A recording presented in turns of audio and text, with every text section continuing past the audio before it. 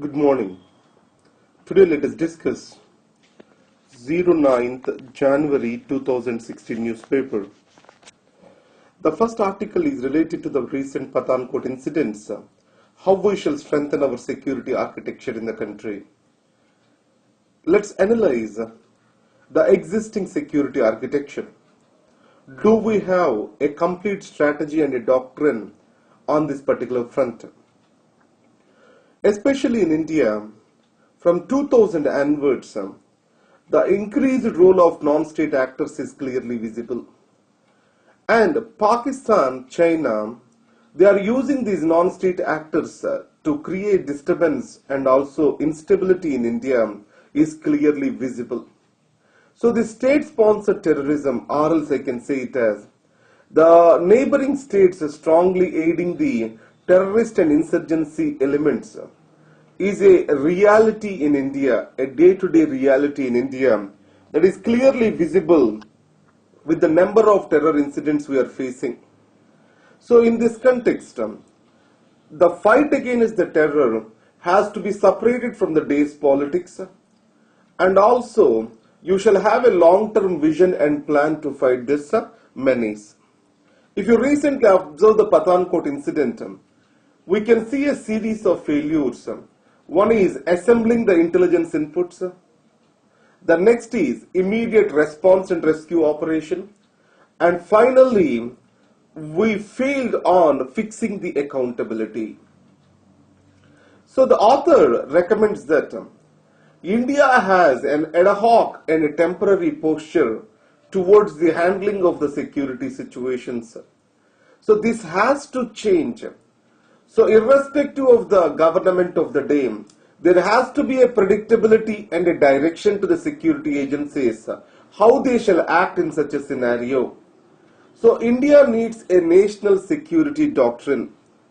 And this national security doctrine has to be enacted by the parliament, strongly based on the constitutional values.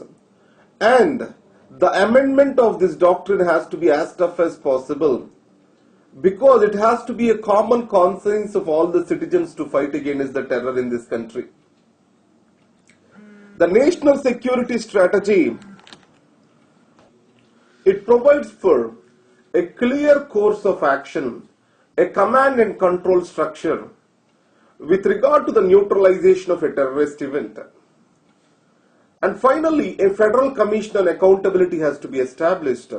It has to fix the responsibility for the failures. So, if you provide these three structures, then we can have a predictable anti-terror security architecture in the country. And coming to the China's recent devaluation of the currency, let us spend few minutes to understand the China's crisis. Now, China has created the overcapacities.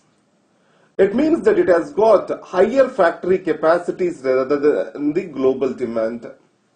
And China's growth strategy is called export-led growth strategy, which is mostly dependent on the global demand. From 2008 onwards, there is a shrinking global demand. And China internally also has huge problems, because there are huge loans which are given for the development of the infrastructure. Because of this, the non-performance assets of the banks were also high. So the liquidity crisis is the China going through. So now, China said it has to readjust itself to the new normal.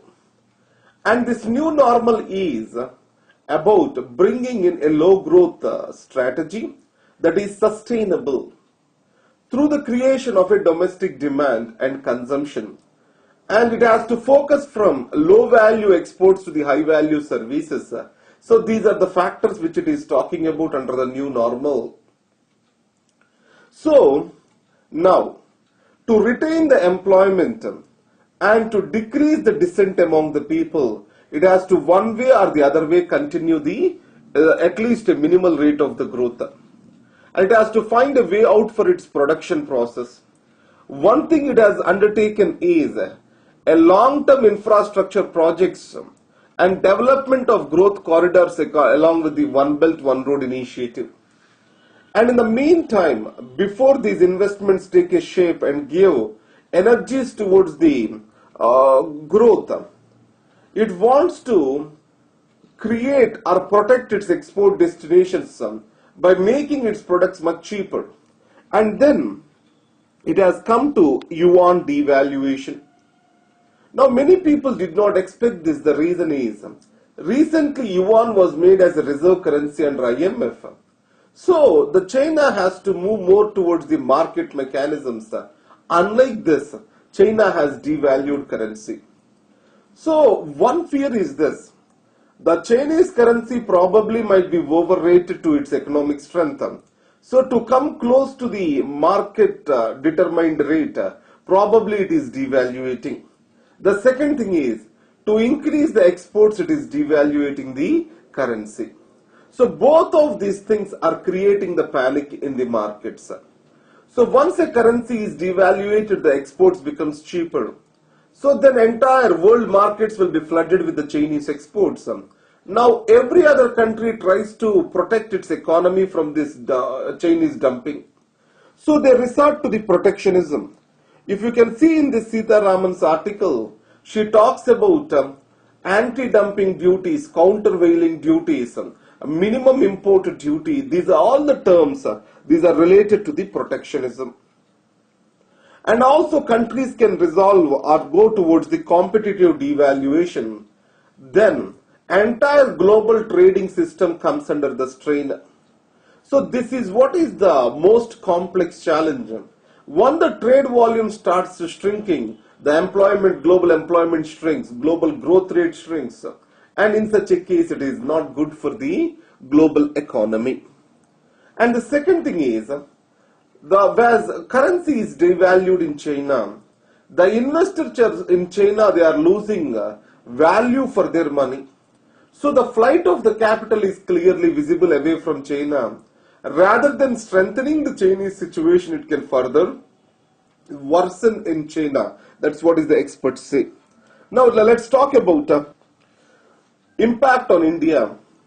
The first is India-China trade deficit. If you consider, it has crossed $48 billion disfavorable towards the India. So in this case, what was the strategy India wanted to follow? It wanted to allow for the free investments from China, and the exports which come from the Chinese investments, it wants to use them again as the trade deficit. But however, if you see the total investments of China coming to India are to less than around $1.2 billion in the total amount of $250+ billion. It means the Chinese volume of exports is very, very minimal. So in this context, India's trade deficit is increasing and is going to further worsen with the devaluation. And it's going to worst impact the Make in India campaigning or Make in India program of Prime Minister Modi. Then what shall be the course of action for India is the question over here. So it has to protect the local industry and the local market from the Chinese dumping. Probably it may go for certain protective measures in these circumstances. And coming to the India moving on to the exports line. You know that Indian exports have come down to all-time low. So they have grown they are shrunk by around 16% in the financial year.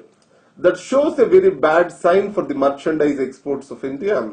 So India is more promoting the states to involve with regard to the exports are concerned. So in this case, the first meeting of the states and center towards the Council for Trade Development and Partnership Promotion, this meeting was held. So in this, the major issues expressed are related to infrastructure, development of the logistics, and last mile connectivity. So you already know that the government recently announced for certain steps in promoting or boosting the exports. One among them is relaxing the norms on ASIDE. ASIDE stands for the assistance to the states for infrastructure development related to exports. So in this context, certain steps are being taken on the export infrastructure development in the country. And coming to the Sri Lankan issue, so there is a repeated talk about the 13th constitutional amendment to Sri Lanka, India's Sri Lanka Peace Accord. Actually, in 1987, during the Prime Minister Rajiv Gandhi era, Mr. J.R. Jayawardene, the President of Sri Lanka then, an agreement was signed, which was basically on three important essential pillars. One is the Sri Lankan government has to give more autonomous powers to the provinces. And next is the army shall be removed from these north and eastern areas. And in reverse, the Tamil groups, they have to give back their weapons to the government. So these three pillars are the basis for the India-Sri Lanka Peace Accord. And in this peace, the Tamil Eelam was not made as a part. So though they reluctantly submitted their weapons, it has actually flayed up the situation, and India has to finally interfere with regard to the affairs of Sri Lanka by sending its peacekeeping forces. Finally, it took the life of both the people, that is Jayawardene and also the Prime Minister Rajiv Gandhi. In line with this peacekeeping accord, the 13th Constitutional Amendment Act has come up in Sri Lanka, where it has got created 9 provinces. So you know that the Second Republic Constitution of Sri Lanka, First Republic Constitution of Sri Lanka, they have created the unitary states with increasing powers towards the president. So devolution of more powers to the provinces is opposed by the majority. So in this context, the solution to the present problem of Tamils, it majorly lies in the 13th Amendment itself, where a federation in the unitary structure of Sri Lanka has to be promoted. Now, majoritarianism or minoritarianism is not a solution for a country's problem, because minoritarianism will challenge the republic. Already we have seen what the LTTE did. Similarly, majoritarianism will lead to the sowing of the seeds of secessionism. So what we need is a federal form of government with a strong constitutional assurances for the minorities about their rights and their way of life getting protected. And coming to gun culture in the United States of America, the Second Constitutional Amendment Act in the United States of America allows the people to hold their gun. And many of the Americans feel pride to have gun of their own. But however, the liberal availability of the guns has created havoc in many parts of the country. So America is the only developed country which liberally allows the people to carry the guns. Because the Second Constitutional Amendment Act thought that the individual holding a gun can counter the state and its threats, or states and its excessive use of the power. But now that situation is almost gone. So in this context, the President Obama many a times, more than 15 times, he spoke about America shunning the guns. But National Rifle Association and lobbying, it has strongly opposed any such move, and it has recommended for more guns as a solution to the problem of the guns.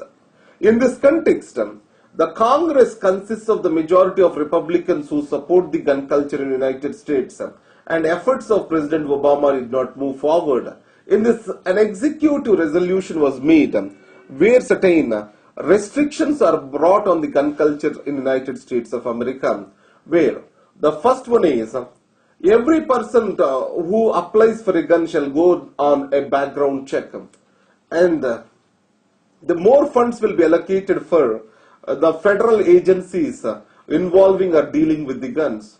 Funds are also made available for improving the mental health care infrastructure. And finally, smart guns will be devised which will protect the people from the accidental firearm injuries. And coming to the Jallikattu, so you know that in 2011 there is a notification from the government that prohibited the animals as performing creatures. So it means you cannot use the animals in various activities. And the Jallikattu and bullock cart races in Maharashtra, these were banned. When it was challenged before the Supreme Court in its judgment, it said that yes, it is a cruelty to the animals. So in this context, the government has reissued or amended this notification to allow for the Jallikattu bullock cart races that have cultural significance. However, it did not change the notification of 2011 to complete, and it still allows the other animals not to be used as performing animals. Here the Tamil Nadu and Maharashtra has demanded for the change in this notification, saying that these particular things, the Jallikattu and the bullock cart races, they form integral to their particular culture. And coming to net neutrality, so here the try consultation with the people, it's a new way how the institutions are getting engaged with the people. So that's a very carry home point for the governance topic. More than the net neutrality discussion, I am more happy about the try consulting and taking the opinion from 2.4 million plus people, and how the information technology made it possible, which I can use to update my e-governance notes. Already, the net neutrality and issues related to net neutrality I have discussed previously with regard to these. And thank you very much. All the best. So from Monday onwards, you will get a question and an answer by the evening, because I have practiced it for 10 days till date, and I think there is some predictability. I can continuously give these model answers to you. From January 1st till today, I have practiced every answer a day and made a video for that purpose. So in this context, I think I can give you regularly these things. So if I start and discontinue, that leads to a discontent. I just don't want to do that. That's why I did not post them. But it will be continued. Thank you very much and all the best.